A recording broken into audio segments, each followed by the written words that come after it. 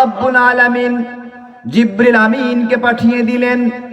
রব্বুল আলামিন বললেন, ও জিবরিল, যাও আমার হাবিবকে শোনায় দাও, এই কালো যেন তেন কালো নয়, এই কালো বড় ভালো।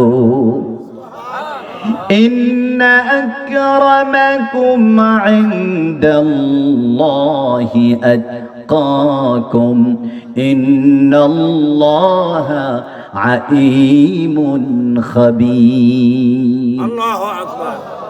হযরতে বেলাল কালো মানুষ, নবীজি বেলালকে মুয়াজ্জিনের দায়িত্ব দিলেন।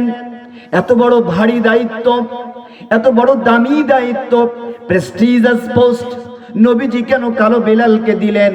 মক্কার নেতাদের মধ্যে কানাঘুষা শুরু হয়ে গেল। মক্কার নেতারা বলছে, তারা 5 ওয়াক্ত নামাজে সালাতে তাদের রবের সামনে সুজুদ আদায় করে, রুকু দেয়, নামাজ আদায় করে। সেই 5 ওয়াক্ত জনগুরুত্বপূর্ণ একটি ইবাদত আমলের ক্ষেত্রে আহ্বানকারী হিসাবে এমন একজন ব্যক্তিকে নিয়োগ দিয়েছে যার গায়ের রংটা কালো। রব্বুল আলামিন জিবরিল আমিনকে পাঠিয়ে দিলেন।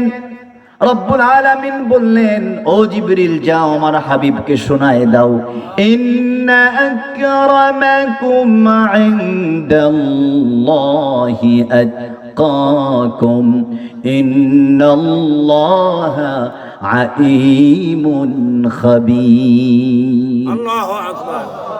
আল্লাহ রব্বুল আলামিন তাম দুনিয়ার মানুষদেরকে ডেকে ডেকে বলেন, মক্কার নেতাদেরকেও ডেকে বলেন, ইয়া আইয়ুহান নাসু ইন্না খালাকনাকুম মিন যাকারিন ওয়া উনসা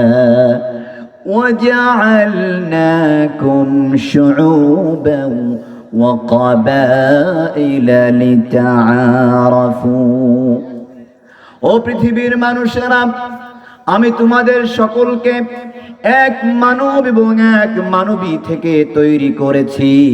তারপরে তোমাদেরকে গোত্রে গোত্রে, দলে উপদলে, জাতি প্রজাতিতে তোমাদেরকে ডিভিশন করেছি, শ্রেণী বিন্যাস করেছি। কার গায়ের রং কালো আর কার গায়ের রং বাদামি, এটি আমি রব্বুল আলামিনের কোর্টে দরগাহে বিচার বিবেচনার মানদণ্ড নয়। আমার কাছে বিচার বিবেচনার মানদণ্ড হলো ইন্না আকরামাকুম ইনদাল্লাহি আতকাকুম।